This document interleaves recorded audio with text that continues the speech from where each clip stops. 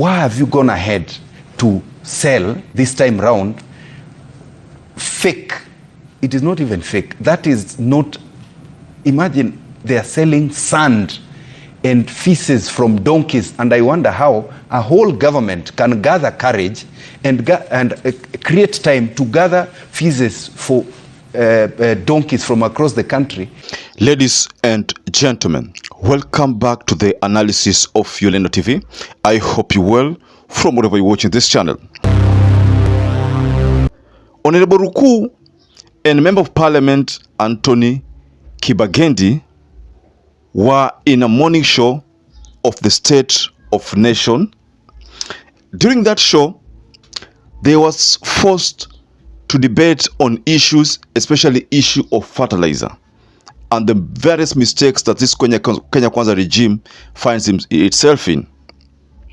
So during that morning show, the Member of Parliament Anthony Kibagendi, who appears to be Azimio One Kenya Alliance allied MP, told members of parliament in UDA the truth. The president and his legion of fearful MPs also need to realize that Kenyans are indeed suffering. And while he thinks everything is planned out, things can turn out very bad in the next few months, because while international oil prices are going down, that is not the making of the Kenya Kwanza administration. And while the shilling is strengthening against the dollar, that has not brought down the cost of living.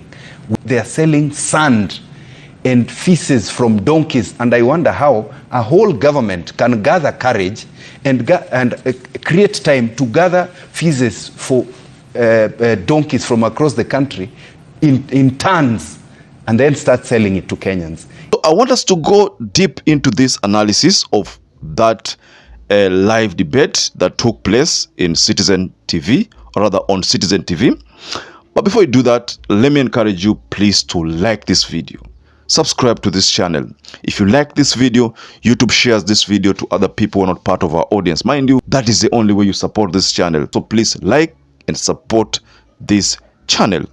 Anthony Kibagendi, the Member of Parliament, told people of Kenya that he has noticed that UDA or this government is always very busy but not productive. That is the first statement I managed to pick from his speech. Kenya is a constant work in progress. And while at it, we need to realize that we are behind in our bills and our promises to the people of this nation. We have an executive that is so focused on being busy rather than being productive. We see them running around the country, trying to sell hope that is no longer being bought by the same people that that push them to power. Busy but not productive. That is what he sees in the Kenya Kwanza government. I think this explains the rallies. You know, they're always busy with rallies. Rallies in Mount Kenya, Rift Valley, rallies in Western, Nyanza, they always go to, I think, Kisii, Homa Bay, Migori sometimes, but they refrain from going to Kisumu because of the rebellion that they are likely to see. So they frequent those places. All this is trying to convince the people or justify the fact that they are very busy. So the Member of Parliament, Anthony Kibagendi, looks at these rallies and the weekend prayer rallies as being busy but not being productive. So he went further to tell to expose UDA MPs that they normally complain in the corridors how life is tough. But the main concern is that they cannot talk about this issue in parliament. They cannot tell the speaker that life is tough because for fear of what will happen or what will happen to them from State House. You know, William RUTO told these people that they must support the agenda of the government, whether they like it or not. So they do that at the expense of their future in politics. It is coming to a point where they will no longer take it. because they are grossly overworked and and severely underpaid, and this is the making of the office of the president himself because of the overtaxation of our citizens. And the president is getting fascinated by cheap, insincere flattery from his legion of members of parliament, including my friend here, who are fearful. They don't tell him the truth. But once we leave this desk, in the corridors here, he'll be telling us how, indeed, maisha imekuwa ngumu. He'll be telling us how ground imekuwa ngumu. He is unable to articulate the issues. Some of these MPs will not make it in the elections. That is something that I've always maintained. And Anthony Kibagendi, when he was reacting to the Honorable Ruku, the member of parliament within Tharaka Nithi, when he was responding to that member of parliament, he told him to stop lies, to stop being afraid, and be bold and tell the truth.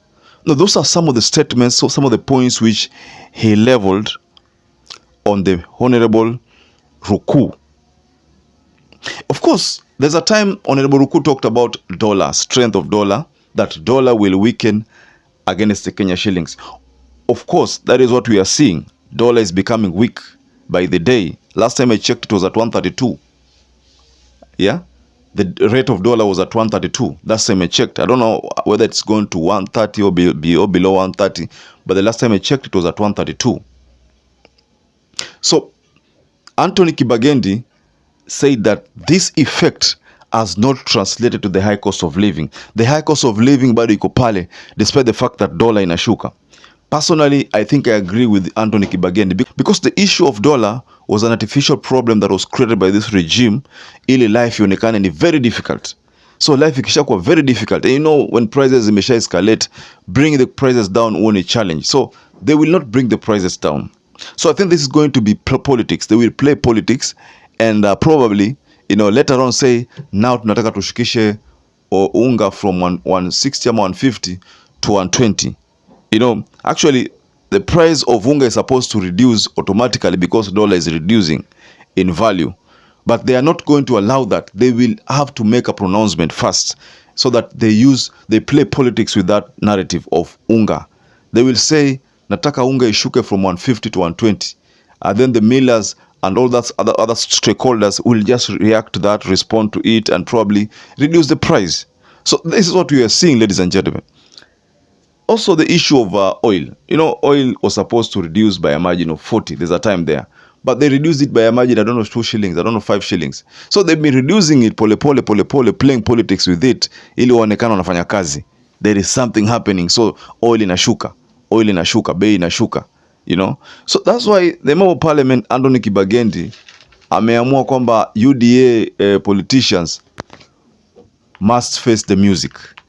They must face the music, and that explains why Honorable Ruku was being lectured there.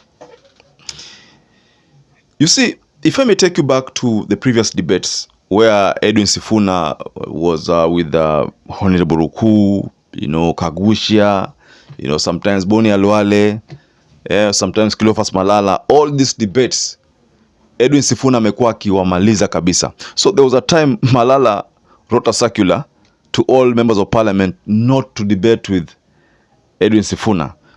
So just don't shout. I can even decide to donate my time to you because you have what we call warped logic. What you are trying to explain, it doesn't make any sense. And Kagusha, I wish you were sweating like this on the floor of the house to defend the positions you took. For instance, to explain to Kenyans why you think the people of Mukurweini deserve to pay housing levy, to pay extra on fuel. The people of Mukurweini expect those roads. Just a minute. Let him finish. The people of Mukurweini expect those roads because they already were paying taxes. What they are protesting is extra taxation at a time when they are finding it difficult to survive. You are saying you are surviving, but the people of Mukurweini are not surviving. They are barely hanging on.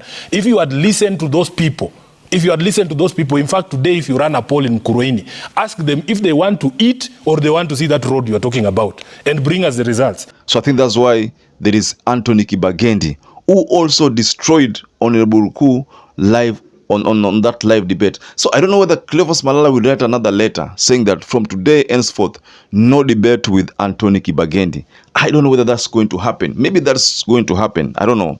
But that will be a cowardly move, because people are supposed to talk, debate on issues. If my issues outweigh your issues, if my points outweigh your points, then you're supposed to agree with me and probably advise your leader that actually the move is not correct. Let's adopt this. That is one of the healthiest debates that one can ever have. So, ladies and gentlemen, I'd like to rest my case there. But perhaps if you watch this video and you have not subscribed, please take 1 second and subscribe. Also, don't forget to comment. It's so important. If you comment there, we get to interact, on issues. I get to get your point, and I respond to it. Probably some of your points can form an analysis of another video. So please like, subscribe, and comment. Till you catch up again, stay safe and stay blessed.